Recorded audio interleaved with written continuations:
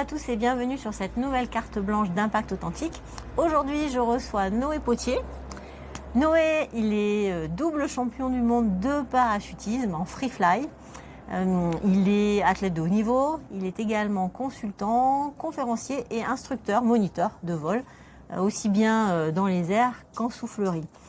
J'ai rencontré Noé cet été. Et en fait, ce qui m'a frappé, malgré son jeune âge, c'est sa sagesse, parce qu'il a accompli un parcours assez incroyable. Et il a un message profond. Et donc moi, j'aime bien les messages profonds à impact. Donc voilà pourquoi aujourd'hui, Noé est à mes côtés. Noé, c'est à toi. Yes. Et bien, moi, j'ai eu la chance et la curiosité de commencer à faire mon premier saut d'avion quand j'avais 15 ans.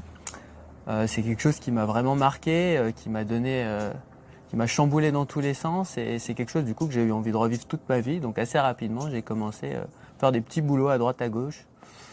Ça a commencé par serveur au Royaume-Uni, et puis après j'ai même travaillé dans une usine, j'ai travaillé sur des fêtes foraines, j'ai fait vraiment des métiers assez atypiques pour me permettre de financer un peu ma progression. J'allais voler dans les pays où c'était le moins cher de la planète, en Russie, en Slovaquie, et j'ai commencé comme ça, j'ai continué comme ça à progresser petit à petit. Donc ce que j'essaie aussi de raconter dans ma conférence, c'est que on a beau faire des choses qui sont pas forcément en adéquation avec ce qu'on veut devenir, mais tant qu'on a vraiment un but supérieur et tant qu'on a un rêve qui nous guide, on peut vraiment tout endurer, et ça nous permet de maintenir une énergie constante. Moi, j'ai toujours eu le sourire en me levant, en faisant ces petits métiers. J'ai toujours été content parce que je savais pourquoi je le faisais. Il y avait vraiment un sens derrière tout ça. Et voilà, c'est ce que j'aimerais aussi insuffler un petit peu aux gens, c'est essayer de trouver ce qui vous alimente au quotidien, et comment est-ce qu'on arrive aussi à alimenter ces valeurs pour nous permettre d'avoir de l'énergie au quotidien et pour nous permettre d'être tout simplement heureux, quoi. Et d'avoir, ouais, ça paraît simple, mais... Tu as un message qui est intéressant, qui est lié au plaisir et à la performance. Oui, pour moi, aucune performance n'existerait sans plaisir. C'est justement parce que je prends beaucoup de plaisir dans ma pratique que j'arrive à augmenter ma technicité, que j'arrive à atteindre et à rester entre guillemets au sommet du sport. Sans plaisir, je l'envisagerais même pas en fait. Pourquoi tout ça? Pourquoi je me donnerais autant de mal? Il y a quand même beaucoup de sacrifices, il y a beaucoup de temps, il y a beaucoup de réflexions à avoir. Moi, je réinvestis aussi beaucoup de ce que je gagne pour continuer à progresser en permanence. Donc si j'avais pas de plaisir, je le ferais même pas. Il y a une anecdote où c'est assez caractéristique. Tu m'as raconté le dernier saut des premiers championnats du monde, ouais, qui a changé vraiment beaucoup de choses, parce qu'effectivement là, tu as décidé d'y mettre du plaisir. Ouais. Tu veux bien nous raconter ça? Yes, carrément. Du coup, c'était nos premiers championnats du monde avec mon équipe.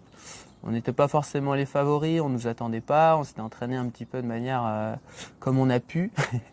Et c'est la finale, donc c'est le dernier saut qu'on doit fournir. On est quasiment à égalité avec l'équipe du coup concurrente, qui a beaucoup d'expérience. Il y en a parmi eux qui ont déjà plusieurs titres de champion du monde. Et nous, plus la compétition allait avancer, plus la pression pouvait être un peu à son paroxysme, et plus on arrivait en fait à se détendre, et on avait vraiment plus envie de gagner que peur de perdre, et on était vraiment très très soudés. Et moi, en sortant de l'avion, c'est le dernier saut, je me suis un peu forcé à sourire, parce que quand on vole, si on est un peu crispé, notre corps il réagit pas très bien sur l'air. On n'est pas précis dans nos mouvements, on a moins d'oxygène aussi dans le cerveau, on est moins lucide. Donc de me forcer à sourire et de me dire, le cadre il était quand même incroyable. On était aux États-Unis, dans le plein désert, à Iloï. Et puis c'est la dernière fois de l'année que je vais faire ce saut. On l'a répété 500 fois.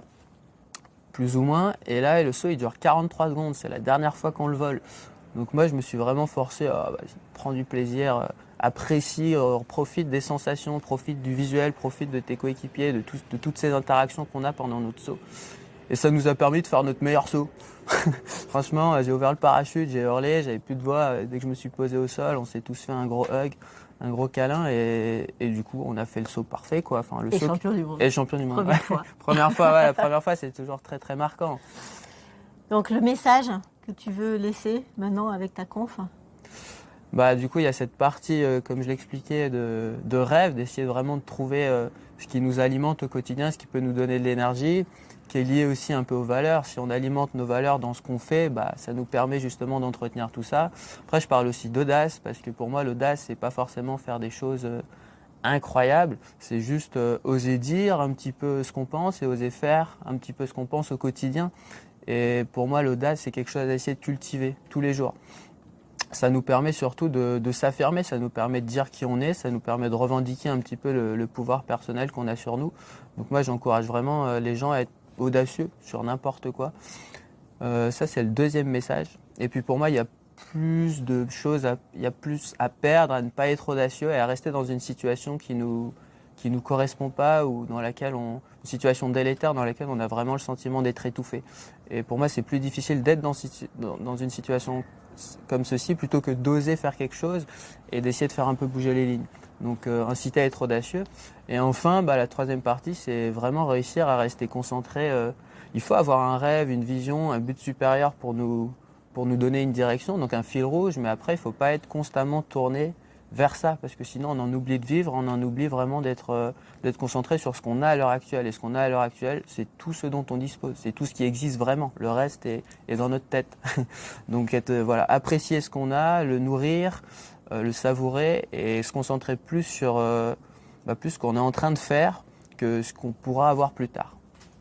Super, c'est un beau message. C'est super utile. C'est pas mal, ouais. Pour tout le monde. Applicable dans le sport, dans la vie, c'est comme ça que moi je fais. Et dans les entreprises. Dans les entreprises. C'est de là que tu vas parler aussi. Ouais.